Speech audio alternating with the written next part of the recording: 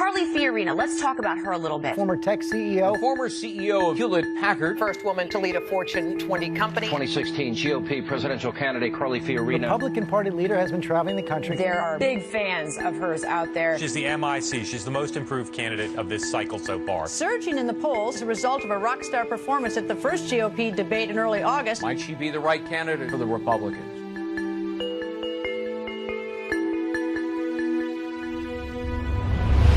Let's talk about the Bay Area. Cool spot this morning in the north was Sonoma. Anywhere from 56 to 58 in the north and the southeast, and the San Francisco-Oakland complex about 58 degrees. Carly Fiorina, the CEO, president, and chair of Hewlett-Packard, the Silicon Valley superstar.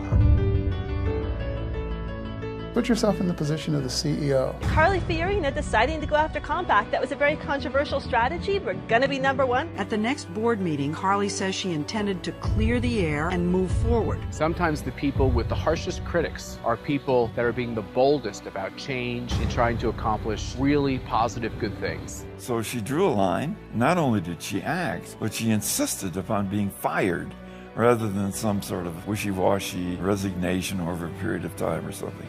She was angry, and she had every reason to be angry. And that's what separates sometimes the people that do things from the people that just dream about them. You gotta act. If you're afraid of failing, you won't get very far.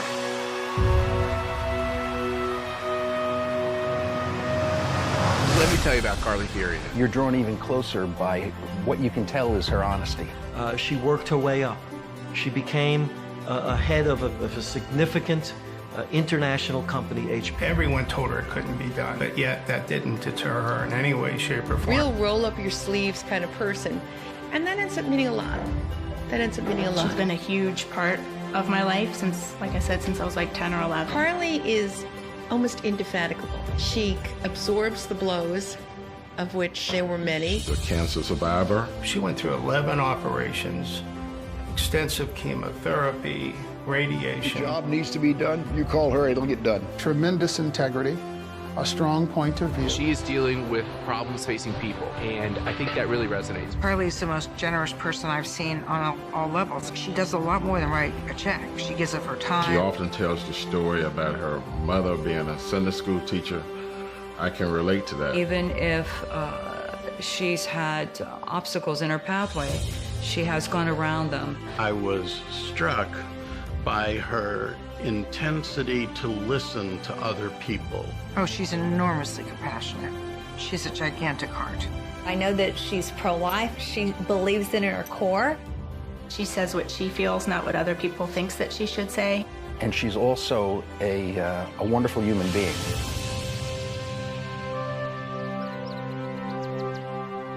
Her journey from where she started to where she ended up, it's a classic American story of someone that just worked hard, applied themselves, high integrity, doing what's right, standing up for the little people. As my mother said to me when I was a little girl, what you are is God's gift to you. What you make of yourself is your gift to God. I didn't feel very gifted for a long time in my life.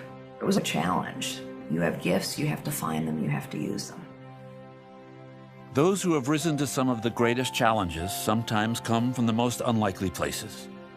There once was a humble, curious little girl from Texas who went on to become the most powerful woman at one of the biggest companies in the world, and then ran for President of the United States. I was born in Texas. My mother grew up really quite poor. Her mother died when she was very young. Her dad was an assembly worker for the Ford Motor Company in Rossford, Ohio. My father was a professor. I would sit with him and watch the news. And he would get all mad at the TV, and he would argue with Walter Cronkite. And so I just grew up sort of listening to all this. And that's the way it is. He'd been a Democrat until FDR.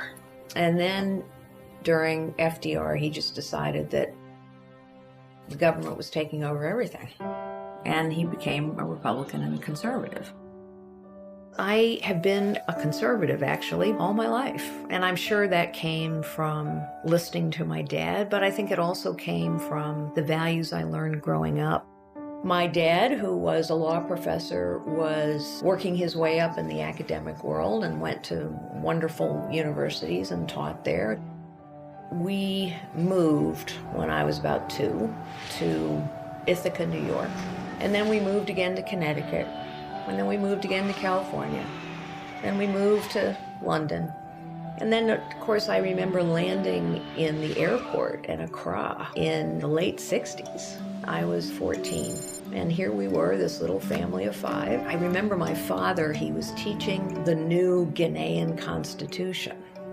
And so we would have these Ghanaian law students come to our house for dinners. And my sister and my brother and I would sit and I would listen to these people talk about their hopes for their country, and you couldn't help but be impacted by that. We all hold so much in common as human beings. Mothers fuss over their children the same way. People connect and laugh over the same kind of things, no matter where you are in the world.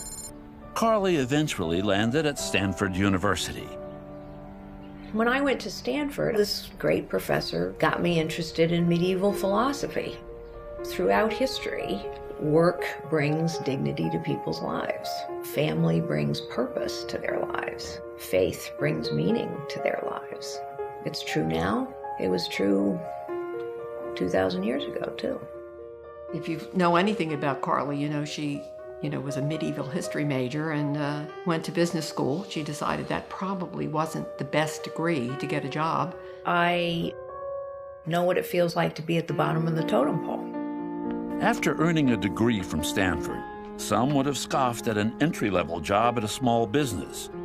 Not Carly. I started my business career as a secretary for a little 9-person real estate firm. That was my first introduction to business, really, other than the fact that I had worked as a Kelly girl to help put myself through college. Eventually, I went on and got an MBA, ran away to Italy first to teach English for a year. My parents were quite concerned by then. I get an MBA, and I go to work for AT&T. I'm one of a million, and I am put into sales training. So reach out and touch someone. I never had a plan to become a CEO. I didn't really have a plan to rise in the business. For the first several years I was in the business, I was just trying to do a good job. AT&T had hundreds of thousands of employees, but Carly quickly stood out from the crowd. We must help each other. We must support each other to be successful. I've never liked the term glass ceiling because to me it implies that there's this invisible barrier. You don't know it's there, but one of these days you're going to hit it, and then that's it. You can't do anymore. Yes, there are hurdles. Yes, there are barriers. Lots of people have hurdles and barriers, not just women. Carly's life was about to take a sharp turn. Not even the savviest executive can predict matters of the heart. I was sitting in my boss's cubicle. And he was at his desk, I was sitting in the corner, and Frank and his boss walked by, and they all introduced themselves. And I thought, wow, what a cute guy. Of course, it was obvious she wanted me to ask her out. Frank Fiorina, once a Pittsburgh tow truck driver, had risen through the ranks of AT&T, a self-described gearhead. Carly had fallen for Frank's big Italian heart, but she was unprepared for his big Italian family. It's controlled pandemonium at all times. There's food everywhere. I got chocolate licorice, and I put it in your mouth. That's how you learn to crawl. It's great fun. Multiple desserts, all homemade. So when we come together, it is almost like my fat Greek wedding. Everybody loves everybody, and then they're arguing about certain things. I drilled it this way, all the dirt came down on my face. I mean, look, after 30 years of marriage, I still can't do meatballs the way his mother does. He reminds me of that every time I try. Carly is an excellent cook. She's like magic, nothing plain. It's all really detailed. We're gonna eat. He brings me home for the first time. I walk in the front door, and that was it. I mean, it was just, he loves you, your family. That's it. Frank's family welcomed Carly with open arms, but no one was sure how Frank's 2 precocious daughters would take to Carly. Everyone has seen these Disney movies with the single father and the little girls that would play havoc with their dates that they would bring home. That epitomized my two little girls. Frank's daughter, Tracy Tribby, now a wife and mother herself, remembers the chaos well. Yeah, I guess when you're 10 and 11, if you don't like somebody, you just, you let them know right away. You don't kind of sugarcoat it. You just kind of ignore them, or you just kind of make their life miserable. So probably did that a lot. The stuff they did to girls that I would bring to meet them was shameful. They never did that to Carly. I could not love them any better if I had borne them myself. But they have truly been blessings in my life. She would sit on the floor with us, she would play games. It wasn't all about him. In fact, probably the other way around. Two things I had when my wife left me was a motorcycle and this little boat. Carly would go away for a weekend on the motorcycle with me, on poker runs. And then I knew I really met the woman of my dreams. He was a bad boy. I was a lot lighter. It was fun. It was great fun. I mean, I'm on the back of a motorcycle with this wonderful, handsome man, and we had a lot of fun. I drove a tow truck, putting myself through school. I fixed televisions, putting myself through school. Played in a rock and roll band. That's how I lost my hearing. But underneath all that macho motorcycle, car, boat is and was a very sweet man who appreciated everything about me, including my brain, and that meant a lot to me as a young woman coming up in a man's world. I used to have a little 16-foot runabout boat, and the four of us would literally, when we had a weekend off, we would spend a whole weekend on it. Carly and Lori would sleep on the floor of that boat, and Tracy and I would fold down two little seats and sleep on them, and it was quite wonderful. We would eat peanut butter sandwiches and swim, and that's how I learned how to water ski, and we would spend all night on the boat. And several times, the boat would break loose. We'd wake up in the middle of the lake, and they were great times, simple times, One time we drifted 5 miles. All night long she kept telling me, we're moving. I kept saying, go to sleep. We were moving. 5 miles. I wasn't sure where we were when I woke up. Carly adored Frank's children, embracing them as her own. The couple had hoped to add more to the family, but time was catching up to them. There was a group of 6 or 8 of us that had gone out to dinner and were having a lovely time. We went to the bathroom, as women need to do together, apparently. And I found her there sobbing. And I said, Carly, what is the matter? And she was sobbing because I think it had hit her on her 40th birthday that it was not going to be in God's plan for her and Frank to have children of their own. When their first grandchild was born, she was named Kara. Carly called me so excited to tell me about this new grandchild, and she says, Carol, they've named her Kara. Do you think it's after me? I said, of course she's named after you. It must now. Carly finally found the love of her life and a new family. While her fortunes continued to rise at AT&T. If something looked challenging, it was interesting to me. I found I would run to problems. If there was a problem, that's where I wanted to be. Her star was rising fast, so fast she was admitted to MIT's prestigious Sloan Fellowship program. Many of the world's visionary leaders had passed through these doors, and now, so would Carly. We met in the ladies' room. We were both entering MIT, the Sloan program. I was not a math whiz, and you can imagine at MIT, it's pretty quantitative, and Carly was not just the smartest woman in the class, she was the smartest person in the class, and so we helped each other. She wanted to be more in the operations end of things after she came out of MIT, and I think that set her on a course, truly, to be a broader, experienced executive. She was an executive to watch. Kathy Fitzgerald worked with Carly at AT&T, and right away she saw something special. When she went out on the road show to sell our stock, I remember sitting next to an analyst who said, my God, she could be a CEO. And of course she could be a CEO. Well, she completely changed things around. Bill Roebuck was at AT&T International when Carly was named VP of Worldwide Strategy and Business Development.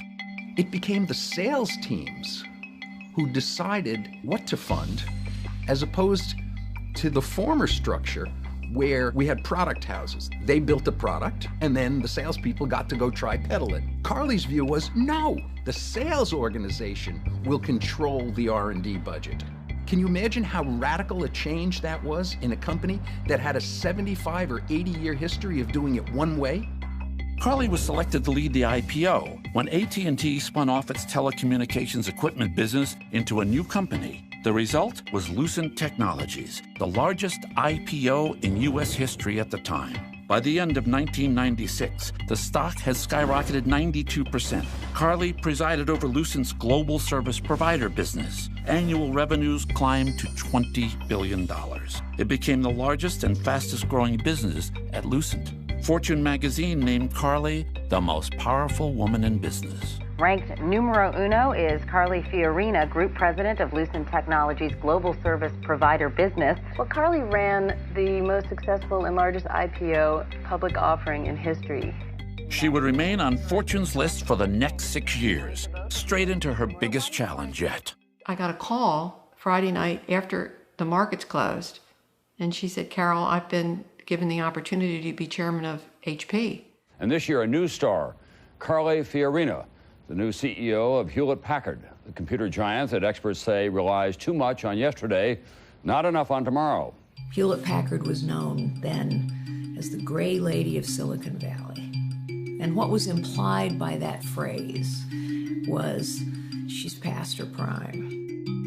In 1998, Hewlett-Packard had fallen short of profit expectations for 9 quarters in a row. The company lagged in almost every market category. Carly would step aboard to right the ship, leading 150,000 employees and operations in over 150 countries. It pretty soon became very clear that this was a company that, despite its storied history, was in real trouble. Fiorina had a big reputation as a marketing genius and decisive risk-taker at AT&T. That made her the top choice to command a high-tech turnaround. Hewlett-Packard had started in a garage, so it was a very entrepreneurial, innovative, inventive company. The founders were, of course, legends, and they had built their company in a certain way. Every time someone would suggest a new approach to an old problem that hadn't been solved, people would say, well, that's not how we do it here. It's not the HP way. Carly was brought on board to reinvent the struggling tech giant, and she wasted no time, laying the foundation for a merger with computer giant Compaq. Tom Perkins was on the board of Compaq. And in 2000, Carly and the HP board decided to see if Compaq could be acquired and merged with Hewlett-Packard. There were a lot of very good reasons for that. Of course, the Compaq merger became controversial initially because not everybody saw what we knew was happening in the industry. People didn't understand the industry had to consolidate, but it did, and it has. The Compaq board approved it, the HP board approved it, but then the founders' families of HP didn't like it, and there was a very tough proxy war which took place. Carly did a superb job in convincing the shareholders to approve the deal. This is a massive integration effort. One could argue it is the largest integration effort in the technology industry. The deal went through. It was the most successful and largest high-tech merger ever, and it made Hewlett-Packard now the #1 computer company in the world. The merger with Compaq was the best strategic option for us. It wasn't surprising to me that not everybody could see that. It wasn't their job to see it. It was my job to see it. And we're trying to integrate in a very difficult overall environment. I didn't know this when I took the job, but I came in at the peak of the dot-com boom. And a year later, we were about to go into the valley of the dot-com bust. No one knew that.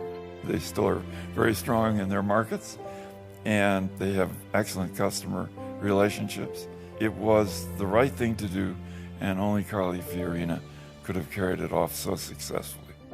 Carly bet big, and she won. Under Carly's leadership, HP went from a market laggard to a market leader. A lot of managers say, well, what we need to do is pop the stock. And the truth is, the easiest thing in the world is to maximize short-term profitability. It doesn't take leadership, and so a leader's job is to focus on the long term. HP board member Bob Knowling recalls the high stakes for the company.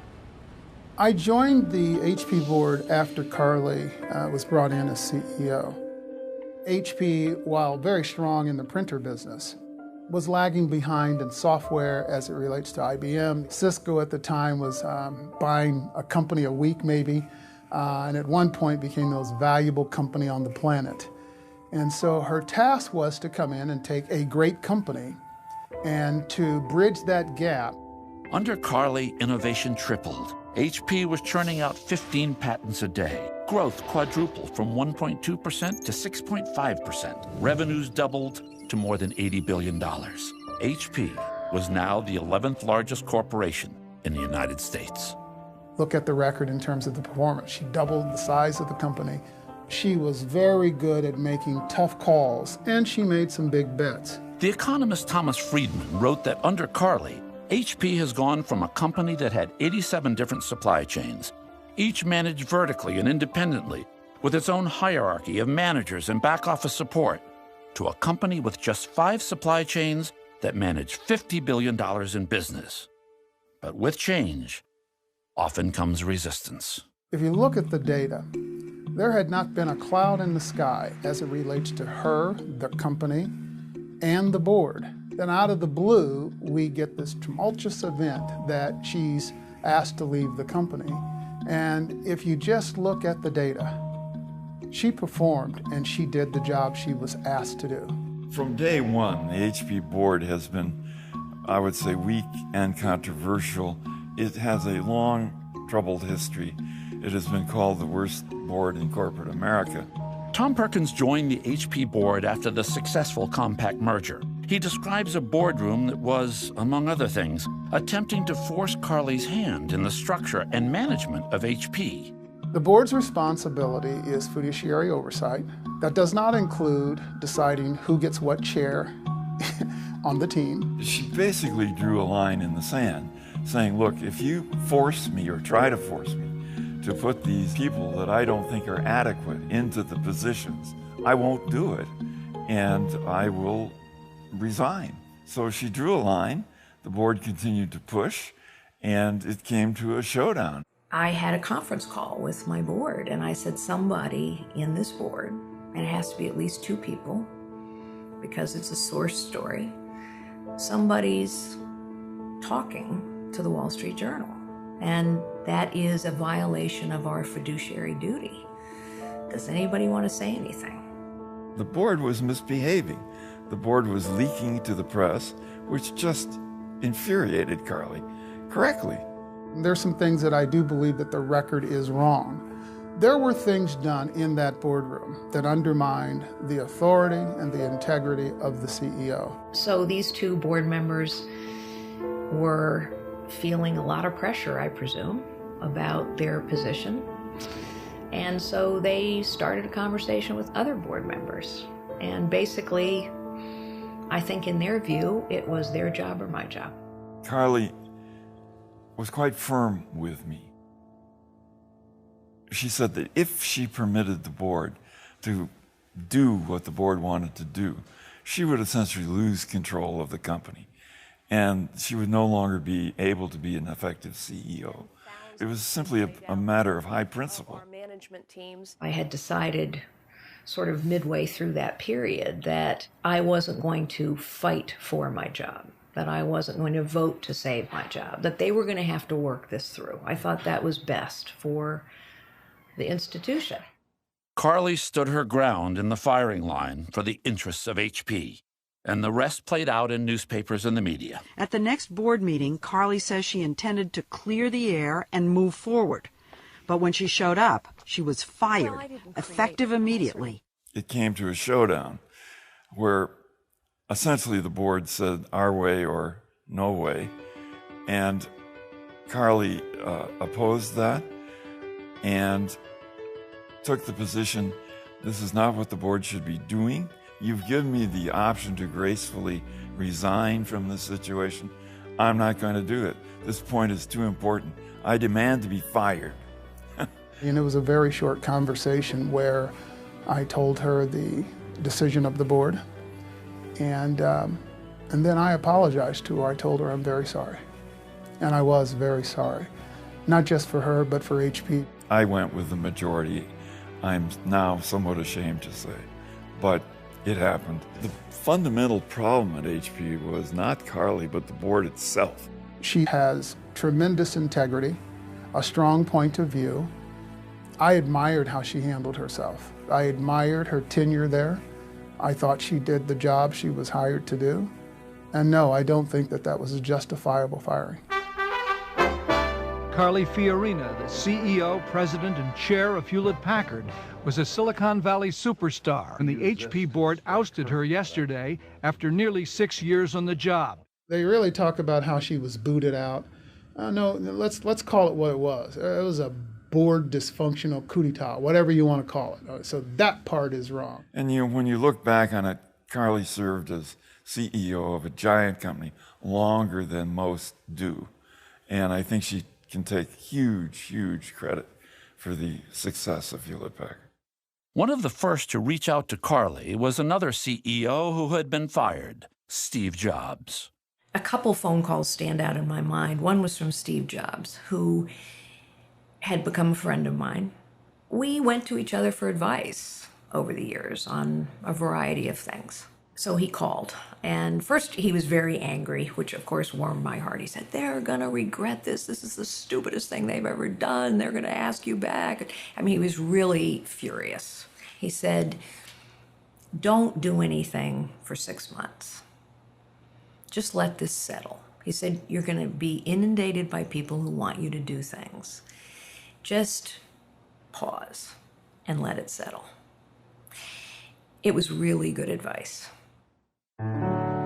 Carly turned down countless interview and speaking requests, all but one, North Carolina A&T, an historically all-black college in Greensboro, North Carolina. Sometimes there are consequences to not selling your soul. Sometimes there are consequences to staying true to what you believe, and sometimes those consequences are very difficult. But as long as you understand the consequences and accept the consequences, you are not only stronger as a result, you are more at peace. Choose your life, choose to use your gifts, choose to define your own path, and don't sell your soul along the way. That was my message to those students that day. Carly set her sights on what was next. Her niece, Shelley Roslin, describes her no-nonsense mindset. You just pick yourself up, dust yourself off, get your resume together, go shopping, get a suit, and you get back out there, right? And you just keep going. Keep going she did. The National Review wrote, during the Bush presidency, Fiorina would go on to walk the corridors of the CIA and other high offices of government, helping streamline America's national security apparatus. And she was starting to catch the eye of political party leaders.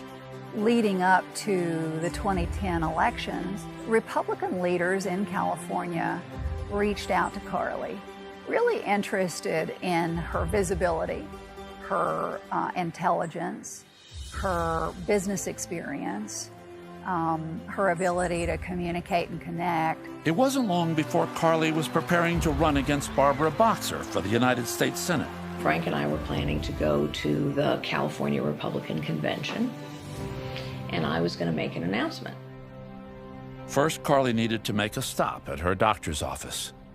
Little did anyone know it would bring her world crashing down. I had found a lump myself several weeks earlier. I'd had a clear mammogram, so my doctor wasn't particularly concerned, but she'd said, oh, we'll just do a quick biopsy, and when you come in for your physical, you know, I'll have the results by then. And so I show up at my doctor's office and, you know, I'm in task mode and we're gonna get this done and move on. And she is very late, which is not like her. And she finally comes in, very pale, and sits down in a chair and says, "You have cancer. I don't know what kind. We have to begin tests immediately." Just like that. Republicans from across California gathered today in Sacramento for the first state GOP convention since November. No doubt they'll be talking about the elections coming up. The buzz in Sacramento was about Carly Fiorina, finally a formidable challenger to Senator Barbara Boxer. But unfolding that very moment, Carly was facing a challenge far greater. I needed someone to talk to before I go home and tell my husband I have cancer. I don't know what kind. I called Deborah, who was going to be joining us, and I said, "Deborah, I have cancer. What should I do?" You know, I expressed how sincerely sorry I was. And I'm a practical person, so I said, "You got two choices. You and Frank can stay home and wring your hands and be upset, and as you should be, or you can get in the car and we can all go." And I said, honestly, it'll be a great distraction if you emotionally can do it. Carly soldiered on, traveling that very day to the gathering crowd in Sacramento. And so I decided I just couldn't sit there with nothing to do but worry for 48 hours. But now I couldn't tell people I was running for the Senate because all of a sudden I didn't know what I was doing. Carly's battle for the U.S. Senate had been replaced with a battle for survival, and the task was just beginning. Carly's doctors at Stanford Hospital knew, with an advanced stage of cancer, treatment required swift, aggressive action. I never felt alone. I never felt panicky. I never felt hopeless. I really didn't. And I didn't feel that way because of my faith. I knew I wasn't alone. And because of my family. My dad was with her, and he took care of her, took her to all of her appointments, sat there with her. He definitely was there for her. Frank was always there.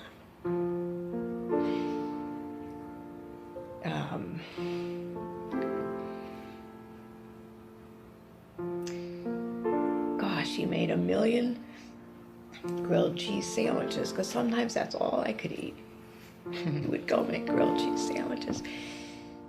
Carly was taking time day by day, but the fast-paced world of politics waits for no one and under no circumstances. She really had to make a decision, do I go forward? Despite her unfolding battle with cancer, Carly decided to move forward with the run for Senate, worrying friends and loved ones who knew her all too well.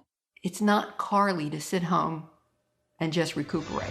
Well, she's making a run for the Senate seat currently held by Barbara Boxer in California, but that's nothing compared to going through chemotherapy. Carly Fiorina joins us. Earlier this year, just 2 weeks after a clear mammogram, I discovered a lump.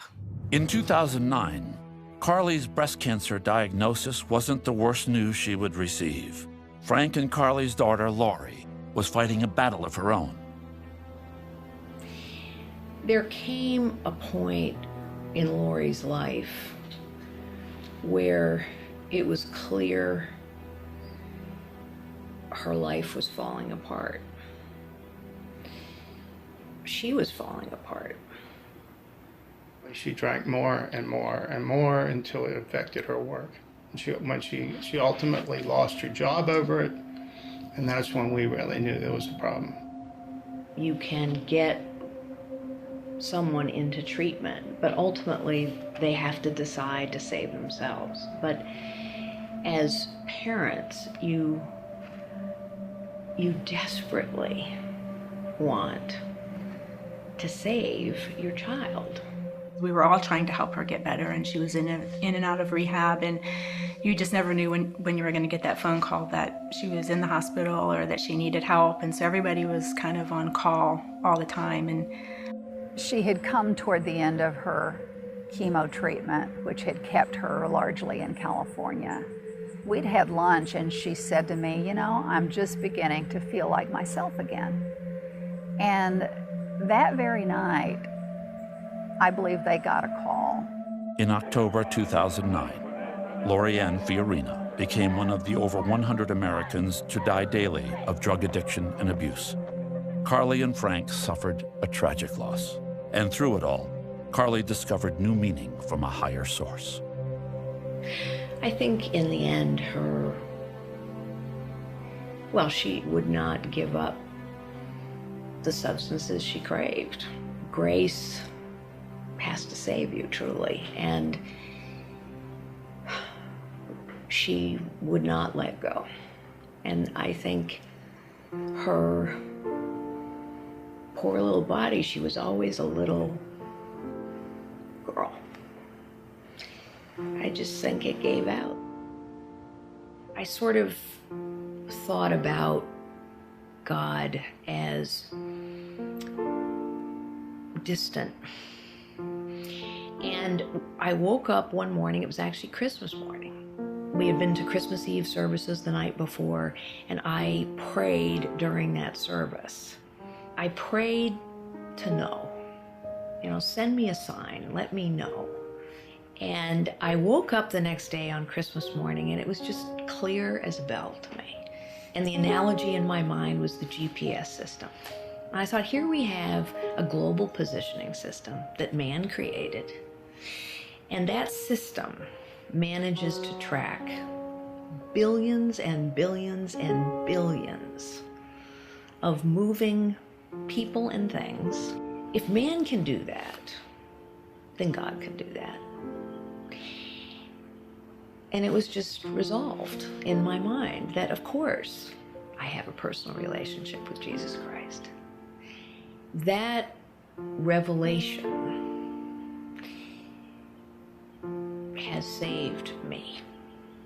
It saved me through Lori's illness and death. It saved me through cancer. It saved me. As 2009 drew to a close, Carly, in 1 year, had experienced enough turmoil for a lifetime.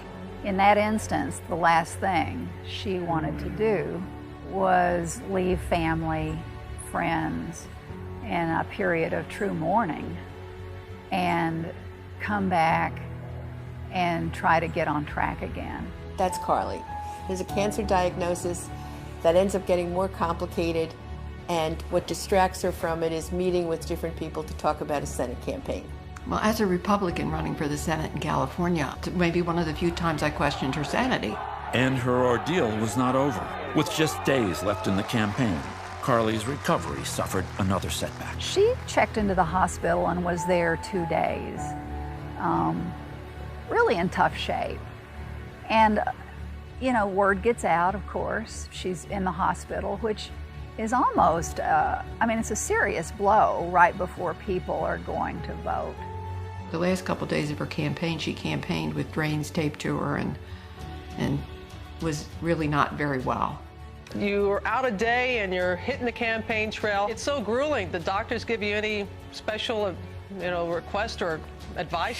Well, of course they said try and take it easy, which is impossible. Carly had been through a grueling year of making speeches, nearly bald from chemotherapy. Now, in the last moments of her campaign, she ripped the drainage ducts out of her chest before going on stage. I had to go speak to my supporters. I would be damned if I was going to do it with those pieces of plastic inside my body. Carly had beaten cancer, but the high turnout of entrenched Democrats in LA County got the better of her plans for Senate. When I first started this campaign about a year ago, almost a year ago exactly, as a matter of fact, when some of you may remember I was bald, I have a little more hair now, our country was founded on a truly radical idea.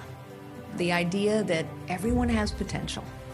Instead of hard charging straight back into the political arena, Carly expanded her efforts in helping those less fortunate. When it comes to poverty in the third world, women aren't the problem, they're the solution. Joining us here, Carly Fiorina, former senatorial candidate and CEO. She had begun a foundation called the One Woman Initiative in conjunction with Condoleezza Rice at the State Department. I'd also like to thank the co-chairs for this event who are joining us. Carly Fiorina, thank you very much for being here. Carly was originally global ambassador for Opportunity International. Opportunity International sees the poor not for their liabilities that they have to fix, but for the assets they have in relation to their community and the relevance they have and what they can do with just a bit of support.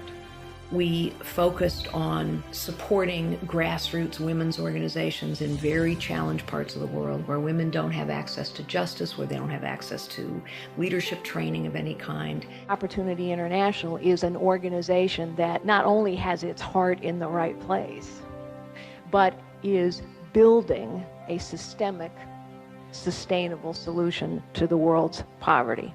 To those of us that know her, everybody counts. She doesn't disregard anyone. I mean, she doesn't forget for a moment her humble beginnings and the road that she traveled.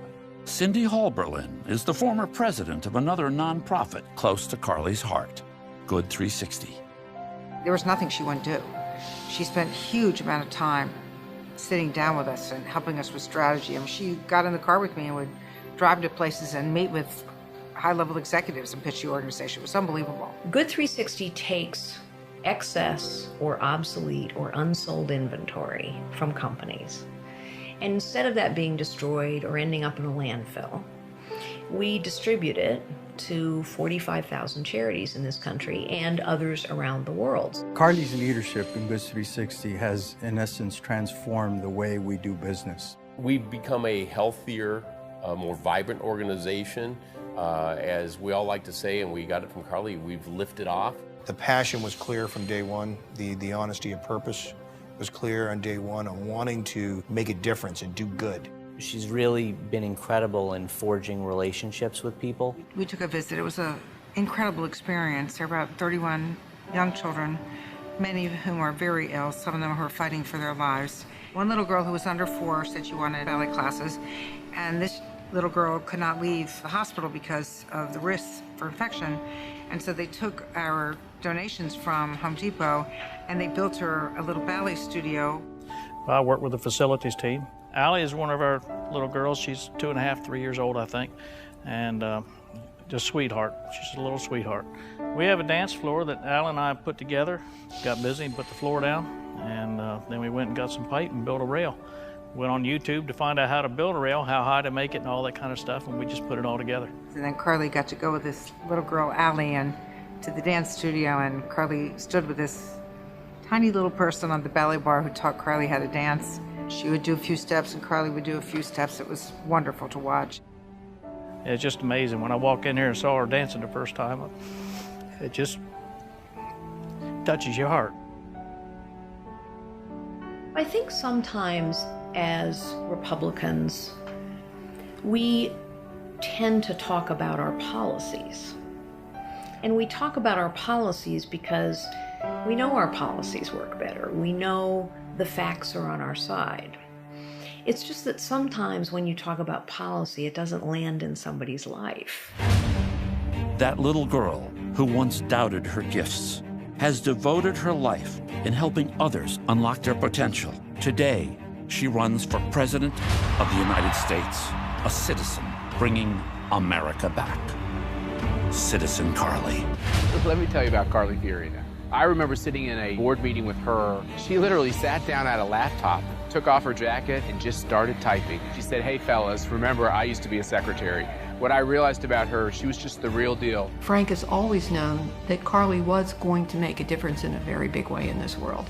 And so here she goes. Her family has faced these struggles. She's faced these struggles with her business career, and she's faced these struggles trying to speak truth to California, which takes real bravery. This is a lady who Forbes and Fortune had labeled one of the most influential business people and females in the business community. Going through her cancer, going through the death of a daughter, which people never really recover from, they now have perspective.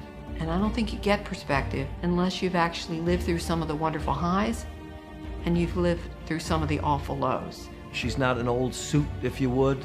Here we go again, here's the same cast and crew. No, this is a new, fresh face with a plan to make America fresh again. It's not like what you see today in politics. People are being rewarded for failure and punished for success. It should be you work hard for it, you should earn it. There's no question in my mind that Carly Fiorina will earn everything that she gets, as she has in the past, and she will in the future. She's got a lot of that moxie and fearlessness, and it comes from a sense of resiliency that you need to lead. She doesn't strike me as a politician. A politician sort of has an end game. They're going to slide to this position, to that position. That's not Carly. Telling the truth is an option to be used or not to be used as necessary by Hillary. Telling the truth is the core principle of Carly Fiorina. I believe that running this country is one of the largest businesses in the world. It's time we put a business person in there to run a business. It is important to remember that ours was intended to be a citizen government. That is what by, for, and of the people means. When did we get used to the fact that only a professional political class could run for office? The truth is the professional political class, those protectors of the status quo, they have let the citizens of this great nation down. And I think what's unique about her is just her experience dealing with real life problems, both here and in her dealings around the globe. I know King Abdullah of Jordan, and I applauded King Abdullah's leadership when his response to the beheading of a Jordanian pilot was to immediately execute 2 convicted terrorists and begin bombing.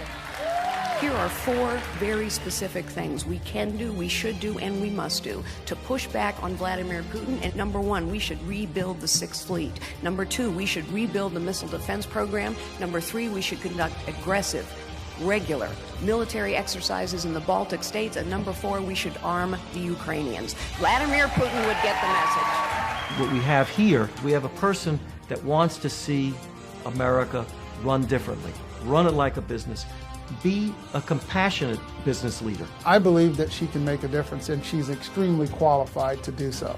She's got strong fiscal management. She has led large organizations. She understands bureaucracies. Carly's always been about, how do I make a difference and change the world? I think she will put everything she's got, every fiber of her body will go into trying to make a difference for the people that live in this country. And she's actually created jobs and lived within a budget and worked to make America stronger. If she can reach the people, she can win this.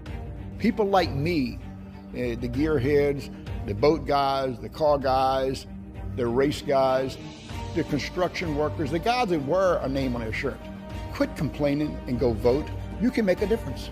America is the most extraordinary nation in all of human history and on the face of the planet, because this is the only nation ever in history and anywhere in the world that was founded on the same belief that my mother taught me when I was a little girl.